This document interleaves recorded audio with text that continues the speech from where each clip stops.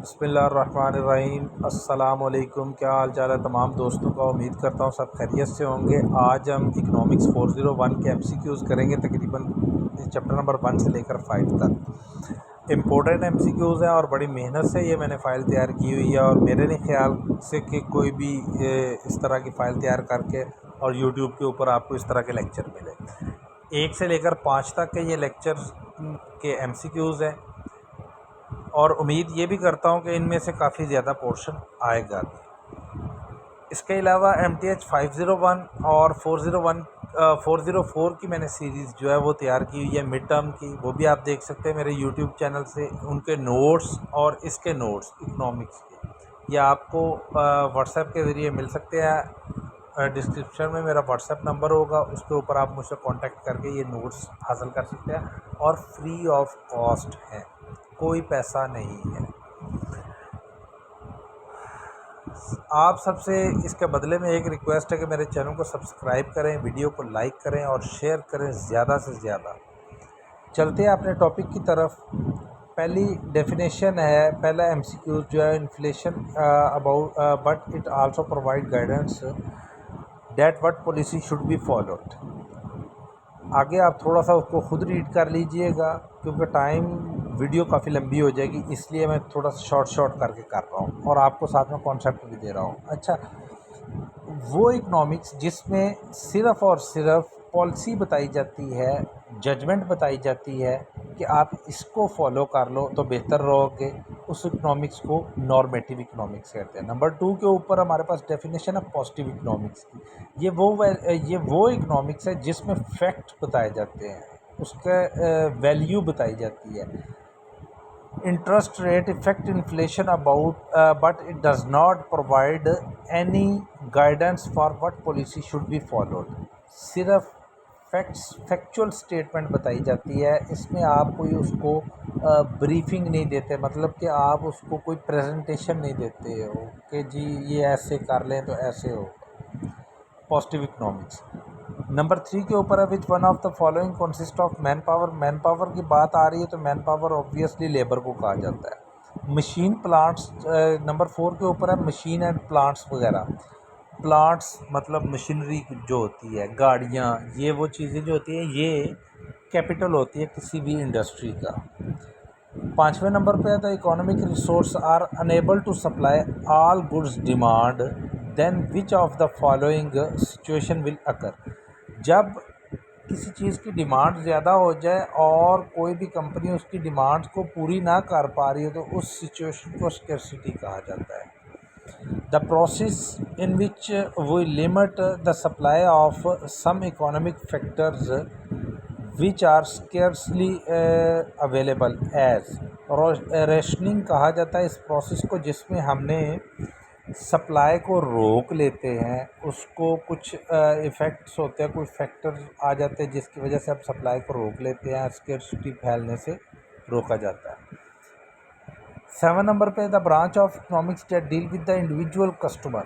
अच्छा, जब इंडिविजुअल की बात आएगी, एक की बात आएगी, कुछ पार्ट की बात आएगी, तो वो माइक्रो इकोनॉमिक्स होती है। नंबर 8 के ऊपर मैक्रो इकोनॉमिक्स है। जब होल इकोनॉमिक्स की बात आएगी तो वो मैक्रो इकोनॉमिक्स होती है। पॉजिटिव इकोनॉमिक्स नंबर 9 पे, positive economics is about factual statement. वो ऊपर मैंने बता दिया कि फैक्चुअल स्टेटमेंट के बारे में होती है। अच्छा, इस 10 नंबर पे वो पूछ रहे हैं, in Pakistan there is dash economic system. Pakistan में मिक्स्ड इकोनॉमिक सिस्टम है। Most prevailing economic system in the world. पूरी दुनिया में जो इकोनॉमिक सिस्टम जो है ना, वो मिक्स्ड इकोनॉमिक सिस्टम है। उसके बाद नंबर 12 है जी, ये ए आना था, मैंने RO लिख दिया। Rationing is needed due to the problem of scarcity. Rationing वही प्रोसेस है स्कैर्सिटी को ख़त्म करने के लिए। 13 पे है, social science studies. Social science जो है ना, वो ह्यूमन सोसाइटी को स्टडी करती है। 14 पे है, normative economics is about value of judgement. Obviously नीचे ये आंसर भी लिखे हुए हैं। उसके बाद है 15, cost which is सेक्रीफाइड in making a certain choice our decision is known as opportunity cost. A firm will ready to produce 16 है, a firm will ready to produce additional units of output when, अच्छा कोई भी firm जो है वो अपना कोई अलहदा सा यूनिट बनाना चाहते हैं तो उसके लिए उसको किस चीज़ को देखना पड़ता है, marginal benefit is greater than the marginal cost. Benefit जो है मतलब मार्जिनल अप्रॉक्सीमेटली जो बेनिफिट है, अप्रॉक्सीमेटली बेनिफिट जो है वो उनका अप्रॉक्सीमेटली कॉस्ट से ज़्यादा हो तो वो यूनिट लगाएगी। 17 पे है, if there is an increase in technological invention then production possibility frontier will shift outward. 18 के ऊपर एक स्टेटमेंट है, कहता है Amna is reading book rather than going out for shopping. Her dilemma is an example of opportunity cost. उसके पास एक opportunity है ना, वो बाहर भी जा सकती है और रीडिंग भी कर सकती है, तो वो रीडिंग कर रही है, बाहर नहीं जा रही है। 19 क्वेश्चन है, विच of the following is an increase in the total output of a country over time. Economic growth जो होती है ना वो किसी भी मुल्क की जो आउटपुट है ना उसको बढ़ाती है। Dash mean doing unfair favour from near one when in power. Nepotism, nepotism एक ऐसा प्रोसेस होता है जिसमें आप किसी बंदे की सिफारिश डलवा कर काम कर लेते हो। 21 है जी, which analyse is the subjective matter, cost and benefit analysis. Which analysis is a subjective matter. जब भी आप कोई प्रोजेक्ट लगाना चाहते हो तो उससे पहले आप कॉस्ट और बेनिफिट जो है उसको देखते हो, फिर आपको प्रोजेक्ट करते हो। सबसे पहले आपने उसकी जो लागत आनी है वो देखनी है और उससे आपको जो बेनिफिट हासिल होना, जो फ़ायदा हासिल होना वो देखना है। एम ही नहीं को बंदा जाकर प्रोजेक्ट लगा देता है। 22 है जी, the cost of best alternative foregone is opportunity cost. 13 पे है, in cost and benefit analysis the condition of optimal behaviour is marginal benefit is equal to marginal cost. Cost and benefit analysis में जो optimal condition है, जो वारे की condition है, वो यही है कि जी जितनी आपको बेनिफिट चाहिए उतनी आपकी कॉस्ट इक्वल हो जाएगा। नेक्स्ट है जी, points inside a production possibility frontier double PF shows that inefficient use of resources. ये डेफिनेशन भी आ सकती है, प्रोडक्शन पॉसिबिलिटी फ्रंटायर, तो इसका मतलब है कि जी inefficient use of resource. Next जी, in cost of benefit analysis optimal behaviour attains through cost and benefit analysis को देखकर हम जो है ना कॉस्ट और बेनिफिट एनालिसिस उसकी एक अच्छी कंडीशन जो है उसको मेंटेन रखते हैं, हासिल करते हैं। 26 है, the service of land and capital R exchange through factor market. 17 है, the economic storage in is a situation in which demand in economics shortage, sorry मैं गलत पढ़ गया, in economics shortage is a situation in which demand exceed supply. अब एक चीज़ की supply कम आ रही है और डिमांड ज़्यादा हो रही है तो वो शॉर्टेज ही होगा ना।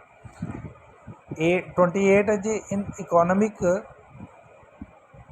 या economics in economic surplus is a situation in which supply exceeds demand. एक चीज़ की डिमांड ही कम है, मार्केट में बहुत ज़्यादा पड़ी है तो वो सरप्लस चीज़ होती है। 29 पे है, as compare to butter margarine is a Giffen good. Giffen good वो चीज़ें होती हैं जो हमारी पहुंच से ज़्यादा होती हैं, महंगी होती हैं, जो हम ख़रीद नहीं सकते हैं। मिसाल के तौर पर एक गोल्ड है या आप डायमंड ले लो, तो जब गोल्ड और डायमंड की वैल्यू बढ़ती है ना, कीमत बढ़ती है और कम होती है, तो हम उसको इग्नोर कर देते हैं। क्यों? क्योंकि वो हमारी पहुंच में नहीं होता है, तो इसको जेफन गुड्स कहा जाता है। एक नॉर्मल गुड्स भी होती है जिनकी कीमत बढ़ती है और कम होती है और वो हमें असरअंदाज करती है। According to law of demand holding all the other factor constant, when price will increase then quantity demand will decrease. अच्छा, जब किसी चीज़ की प्राइस इंक्रीज़ होती है तो अगर आप लॉ ऑफ डिमांड को देखोगे तो जब किसी चीज़ की प्राइस इंक्रीज़ होगी तो उसकी क्वांटिटी जो है मार्केट में वो कम हो जाएगी। मसलन किसी चीज़ की किल्लत होती है तो वो सोने के भाव बिकना शुरू हो जाते हैं। जैसे कि घी है, घी की अगर कमी हो गई है, ऑयल की कमी हो गई कुकिंग ऑयल की, तो कुकिंग ऑयल आसमान को छूने लग पड़ते हैं उसके रेट। 31 है the product market however does not include the exchange of, इसका ऑप्शन ऑल ऑफ दीज है, बाकी मैं ऑप्शन लिख नहीं सका। 32 है in demand and supply analysis surplus in a market is when demand is less than supply. जब भी कोई चीज़ सरप्लस होती है तो उसकी ज़्यादती हो जाती है, और किसी चीज़ की ज़्यादती कब होती है? जब उसकी डिमांड कम होती है। मिसाल के तौर पर आप यूँ समझ लो कि जी मार्केट के अंदर इस टाइम जो है वो आटा बहुत ज़्यादा आया हुआ है, मतलब पहले कम था, शॉर्टेज थी उसकी, अब आटा मान लो कि सरप्लस हुआ पड़ा है। या गंदम का आजकल रेट जो है वो बहुत कम हुआ पड़ा है, ठीक है ना।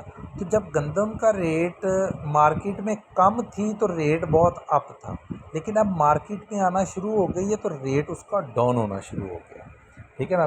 तो मार्केट में अब गंदम जो है वो सरप्लस हुई पड़ी है। उसके बाद टोटल प्राइस इफेक्ट 33 है। Total price effect for a normal good is equal to income effect plus substitution effect. Substitution effect ये होता है कि मिसाल के तौर पर आप को दो चीज़ें मिल रही हैं मार्केट में, मसलन एक सोप आपको मिल रहा है जी 80 रुपीज़ का, एक सोप आपको मिल रहा है जी 70 रुपीज़ का। खुशबू दोनों की एक जैसी है तो ऑब्वियसली लोग जो है वो 70 वाले को यूज़ करेंगे, ठीक है ना। अब जो 80 वाला है उसको कम करना पड़ेगा रेट अपना, वो हो सकता है कि 69 पे ले आए, 65 पे ले आए, तो उसको रेट कम करना पड़ेगा। तो ये सब सिचुएशन होती है कि उसका अल्टरनेट मार्केट में मौजूद हो। 34 है जी shifting in demand curve occur when change in factor in a factors other than a vertical axis. जब भी शिफ्टिंग डिमांड कर्व की होती है तो वर्टिकल एक्सिस से दूसरे एक्सिस पर होती है। 35 है in demand analysis law of demand postulate that price decreases demand increases. जब भी किसी चीज़ की प्राइस डिक्रीज़ होगी डिमांड इंक्रीज़ हो जाएगी, लोग ज़्यादा से ज़्यादा ख़रीदनी शुरू कर देंगे। According to law of supply holding all the other factor constant when price will increase then quantity supplied will increase. अच्छा, अगर आप supply law of supply holding को देखो, पीछे हमने अभी तक जो एमसीक्यूज किए थे वो लॉ ऑफ डिमांड के देखे थे, अब लॉ ऑफ सप्लाई के देखते हैं। लॉ ऑफ सप्लाई ये है कि अगर किसी चीज़ की डिमांड बढ़ रही है, ठीक है ना, तो उसकी जो है ना वो प्राइस जो है वो भी इंक्रीज़ हो जाती है। यही लिखा हुआ है when price will increase then quantity supplied will increase. मिसाल के तौर पर अगर गंदम का रेट 4000-5000 रुपये था ना, तो लोगों ने गंदम मार्केट में फेंकना शुरू कर दिया, मतलब मार्केट में लाने शुरू कर दिए। जब वो मार्केट में लाने शुरू कर दी तो अब मार्केट में सरप्लस हो गया, रेट नीचे आ गया, ठीक हो गया ना। 37 पे according to law of supply holding all the other factor constant when price will decreases then quantity supply will decrease. जब गंदम का रेट कम होगा कोई भी किसान अपनी गंदम को मार्केट में लेकर नहीं आएगा, वो स्टोर कर लेगा। Equilibrium is a state at which quantity demand is equal to quantity supply. जितनी डिमांड है उतनी सप्लाई मिल रही है तो वो इक्विलिब्रियम स्टेट आ जाती है। Equilibrium price is a price at which quantity demand is equal to quantity supply. वही इसका आंसर है जो ऊपर वाले का है। नेक्स्ट जी 40 वाला, N increase in resource price will keeping all factor of production constant will shift the supply curve leftward. 41 an increase in number of supplier in the industry will shift the supply curve rightward. ये supply curve के बारे में है। अच्छा जी, आगे MCQ 42 है, इसको आप खुद पढ़ लें, आपको समझ आ जाएगी, आसान ही है। क्योंकि ये सॉल्व करने वाला है तो मैं सॉल्व नहीं कर सकता, लेकिन इसमें मैं आपको एक चीज़ बता दूँ। इसमें दो वैल्यूज़ लिखी हुई हैं, एक लिखी हुई है QD और दूसरी लिखी हुई है QS। QD का मतलब होता है क्वांटिटी डिमांड और QS का मतलब होता है क्वांटिटी सप्लाई। एक बात याद रखना कि जब भी क्वांटिटी डिमांड की बात आएगी तो वैल्यू जो होगी वो माइनस में जाएगी, ठीक है। और जब भी क्वांटिटी सप्लाई की बात आएगी तो वैल्यू जो होगी प्लस में आएगी। क्वेश्चन आ सकता है, आपको दो वैल्यू दी जा सकती है, एक प्लस वाली एक माइनस वाली। तो प्लस वाली क्वांटिटी सप्लाई की वैल्यू होगी और माइनस वाली क्वांटिटी डिमांड की वैल्यू होगी। 43 है। In demand and supply analysis law of supply state that price increase supply increase. Demand and supply analysis में आपने देखा हुआ है कि जब भी प्राइस इंक्रीज होगी मार्केट में चीज़ों की चीज़ें ज़्यादा से ज़्यादा आना शुरू हो जाएगी। 46 है। If price of a product expects to rise in near future, its supply will reduce currently। अच्छा, अब अगर आपको पता लग जाए कि जी ये फ़लाँ चीज़ की कीमत बढ़ेगी आने वाले दिनों में, तो आप उसकी सप्लाई को रोक दोगे, रिड्यूस कर दोगे, कम कर दोगे। 47 equilibrium condition in goods market where QD is a quantity demand and QS is a quantity supply। Equilibrium तब ही होगा जब quantity demand is equal to quantity supply हो जाएगा। Rationing is an economic problem in which buyer wants to buy more than which is available. ये वो condition है कि जिसमें बायर जो है वो ज़्यादा से ज़्यादा चीज़ों को बेचना चाहता है, और ये कब होता है? जब स्कैर्सिटी फैलती है। और स्कैर्सिटी क्या है कि डिमांड ज़्यादा हो जाती है और चीज़ें कम हो जाती हैं, तो उस वक्त बायर चाहता है कि मैं ज़्यादा से ज़्यादा चीज़ें बेचूँ। 49 the maximum price limit that the government set to ensure that price do not rise about the limit is known as price ceiling. अच्छा, एक होता है प्राइस सेलिंग और एक होता है प्राइस फ्लोर। प्राइस सेलिंग का मतलब होता है कि मैक्सिमम करना। मसलन सेलिंग को आप ले लो, सीलिंग को ले लो आप सीलिंग फ़ैन से, और फ्लोर को ले लो फर्श से। तो जाहिर सी बात है जो छत है वो ऊपर होती है तो वो मैक्सिमम है, और जो फ्लोर है वो नीचे होता है वो मिनिमम है। तो प्राइस सेलिंग जो है वो है। Text will shift the supply curve into the leftward direction. In this case, price increase and quantity decrease. 51. A subsidy will shift the supply curve into the rightward direction. In this case, price decrease and quantity increase. 52 है the cost of economic decision whether private or public borne by a society as a whole is known as social cost. 53 the change in social cost caused by a unit change in output is known as marginal social cost. 54 in demand and supply analysis, problem of identification rises when both demand and supply curve shift। जब demand और supply curve दोनों shift हो जाएंगे तो तभी जाकर उसको analysis किया जा सकता है ना। Rationing of goods by government is conducted through subsidy. Subsidy देकर, देखे ना, जब किसी चीज़ की किल्लत होती है, स्कैर्सिटी फैलती है, तो उसकी जगह पर रेशनिंग होती है। तो रेशनिंग में गवर्नमेंट क्या करती है कि आवाम को रिलीफ देने के लिए सब्सिडी दे देती है फैक्ट्रीज़ को, और फैक्ट्रीज़ वाले माल को मार्केट में बेचना शुरू कर देते हैं। 56 है government control price through price selling. मतलब प्राइस सबसे ज़्यादा ऊपर अप लेवल के ऊपर जब कर दोगे तो फिर उससे ज़्यादा तो नहीं ना कर सकते आप। 57 है demand supply analysis, if demand of good increase supply decrease then price goes up but ambiguous impact on quantity. अच्छा, इन डिमांड सप्लाई एनालिसिस में अगर डिमांड ऑफ गुड्स इंक्रीज़ हो जाएगी, सप्लाई डिक्रीज़ होगी, तो प्राइस ऑब्वियसली अप हो जाएगी। Market में एक ऐसा शोशा फैलाने के लिए, एक ऐसा रुझान पैदा करने के लिए कि जी चीज़ें ही नहीं हमारे पास आ रही, मिकदार ही नहीं पूरी हो रही। ठीक है। A price floor is the dash price that a government set to support a desired commodity or services in a society। तो वो मिनिमम प्राइस होती है। ये थे जी आज के हमारे 5 चैप्टर्स के MCQs। उम्मीद करता हूँ कि आपको समझ आई होगी। इससे के अलावा भी मैं कोशिश कर रहा हूँ कि बना दूँ। होप सो कि जल्द ही मैं अगले 5 लेक्चर्स जो हैं उनकी भी वीडियो अपलोड कर दूँगा।